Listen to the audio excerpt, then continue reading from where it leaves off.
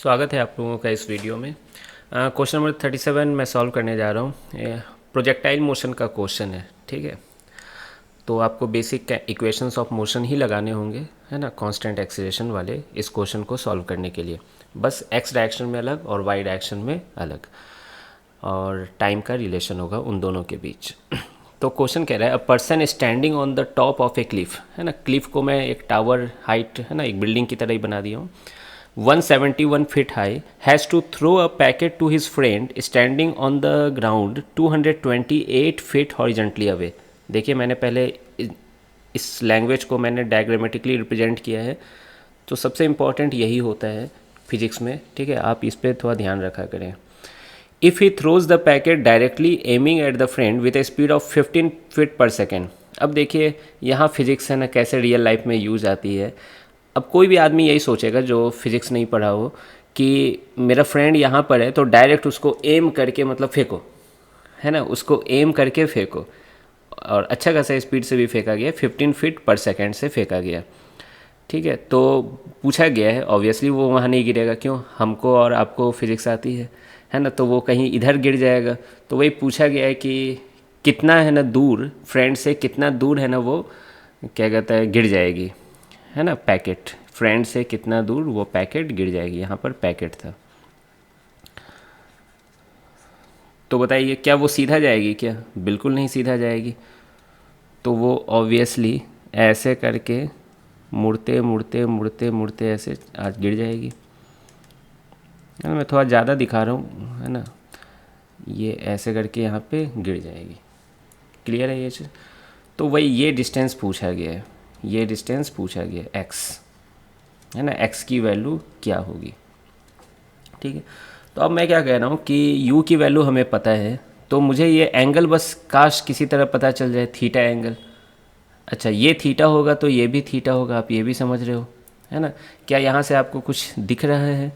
Tan theta equal to, देखिए ध्यान से, टेन थीटा इक्वल टू सामने वाला डिवाइडेड बाय बगल वाला 171 फीट डिवाइडेड बाय 228 फीट। ये राइट एंगल ट्रायंगल यहाँ बन रहा है, ठीक है। तो 171 डिवाइडेड बाय 228 कीजिए, ये बहुत अच्छे से कट जाएगा, है ना, मैं अभी सॉल्व किया हुआ था। 3/4 आ जाएगा। क्लियर है ये चीज़? तो 3/4 आ जा रहा है, तो थीटा अप्रॉक्सीमेटली इक्वल टू कितना हो जाएगा? 37 डिग्री। वैसे हम लोग तो फिजिक्स में डायरेक्ट इक्वल टू ही लिखते हैं, 37 डिग्री, है ना। तो थीटा की वैल्यू कितनी आ जा रही है? 37 डिग्री आ जा रही है। चलिए थीटा तो मिल गया, मज़ा आ गया। अब हमें क्या करना है, बस u का कंपोनेंट ले लेते हैं, u cos theta and u sin theta. तो इधर के डायरेक्शन में u का कंपोनेंट जानते हो ना कि थीटा की तरफ u cos थीटा होता है, फिर उस दूसरी तरफ sin थीटा हो जाती है। तो 50 cos थीटा यानी cos 37 डिग्री, जो कि होता है 4/5, जो कि हो जाएगा 12 फीट पर सेकेंड, ठीक है। यही डाटा अगर मीटर पर सेकेंड में रहता है तो मीटर पर सेकेंड लिखते हैं। इस तरफ क्या हो जाएगा? साइन थीटा हो जाएगा, u साइन थीटा यानी 50 साइन 37 डिग्री यानी 3/5। तो ये कितना हो गया आपका? 9 फीट पर सेकेंड। तो आई होप कि यहाँ तक तो आप समझ ही रहे होगे, है ना। अब अगर मैं ये रेंज निकाल दूँ, इसी को रेंज कहते थे, याद है। तो ये अगर मैं रेंज निकाल दूँ तो x निकालना बहुत आसान होगा। अब रेंज निकालने के लिए मुझको टाइम चाहिए, तो टाइम मैं कैसे निकालूंगा? वाई डायरेक्शन में मोशन को स्टडी कर लूँगा, है ना। टाइम निकालने के लिए वाई डायरेक्शन में मोशन में स्टडी कर लूँगा। ये पॉइंट ए है और लेट से ये पॉइंट क्या है? बी है। तो मैं ए से बी के बीच का स्टडी कर रहा हूँ वाई डायरेक्शन में। तो मैं इक्वेशन ऑफ मोशन लगाऊंगा, S Y equal to U T plus half at square. अब आप बोलोगे सर यही वाला क्यों लगाए, और भी तो दो है। तो देखो बाकी दो में फाइनल वेलोसिटी आती है वाई डायरेक्शन में, तो उससे मुझे क्या ही मतलब अभी, है ना। और इस इक्वेशन में आप देख लो सब चीज़ें मुझे पता है, बस टाइम को छोड़कर, और टाइम ही निकालना मेरा, है ना, मकसद था यहाँ पर। तो देखिए वाई डायरेक्शन में डिस्प्लेसमेंट कितनी हो जाएगी? तो वो नीचे आया है, तो मेरी आदत क्या है, नीचे का डायरेक्शन निगेटिव ले लो और ऊपर का डायरेक्शन पॉजिटिव ले लो।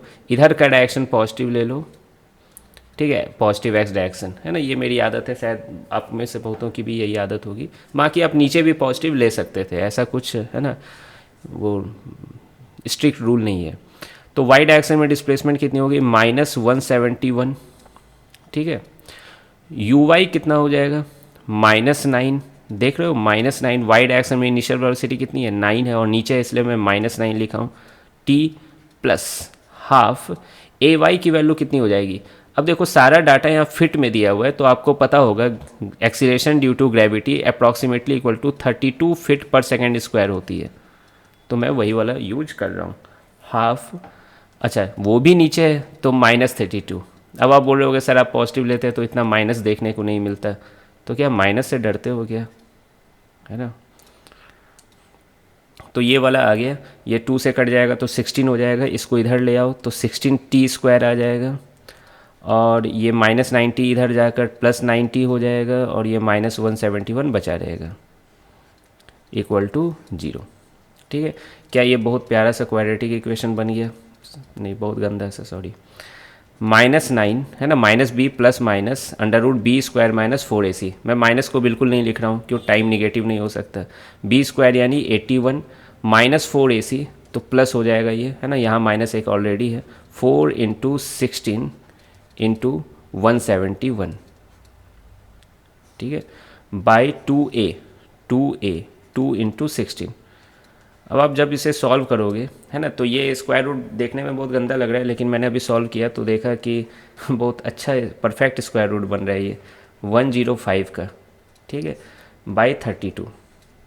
फिर ये दोनों आप सॉल्व करोगे तो 96 आ जाएगा, 105 - 9 96 डिवाइडेड बाई 32, जो कि कितना हो जाएगा 3 हो जाएगा। तो देखिए टाइम कितना आ गया 3 सेकेंड, अच्छा डाटा आ गया, टाइम आ गया 3 सेकेंड। तो बताइए रेंज कैसे निकालोगे। तो रेंज के लिए आप फिर से ए से बी का ही मोशन स्टडी करो, लेकिन एक्स डायरेक्शन में स्टडी करो। तो Sx equal to ux into T, बाकी आप मौखिक भी निकाल सकते हो, मैं तो ऐसे इक्वेशन बेसिक से लिख रहा हूँ सब कुछ। अब बताइए एक्स डायरेक्शन में एक्सीलरेशन कितनी है 0, तो ख़त्म वो चीज़। Sx को ही मैं क्या लिख रहा हूँ, रेंज r लिख रहा हूँ। ux क्या है, what is ux, x direction में इनिशियल वेलोसिटी जो कि कितनी है 12 फीट पर सेकेंड, और टाइम कितना अभी अभी आया 3 सेकेंड। 12 3 जा कितना होता है, 12 3 जा 3 2 जा 6 36, हाँ फिट। रेंज की वैल्यू कितनी आ गई 36 फिट। अब आप देख रहे हो कितनी बड़ी बेवकूफ़ी हुई है इस क्वेश्चन, है ना, इस मतलब कि इस आदमी के द्वारा फेंकने में।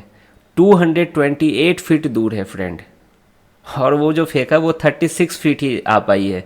मतलब कितना, आप एक्स देखो कितना एक्स दूर आ रहा है ना। एक्स की वैल्यू कैसे निकालोगे, सिंपल 228 में से 36 को आप माइनस कर दोगे, 228 - 36 जो कि कितना आ जाएगा 628 हो जाएगा, 9 बन जाएगा, और यहाँ 1 आ जाएगा, 192 फिट। एक्स की वैल्यू आ गई 192 फिट। तो आप देख सकते हो कितना दूर है ना, बेचारे फ्रेंड को चल कर आना पड़ेगा, है ना। तो यहीं पर फिजिक्स है ना अप्लाई हो रही है। तो इसको फेंकना चाहिए था ना ऊपर, थोड़ा ऐसे फेंकना चाहिए था, ठीक है। खैर, तो आई होप कि आपको सॉल्यूशन समझ में आ गया होगा। मिलते हैं फिर नेक्स्ट वीडियो में।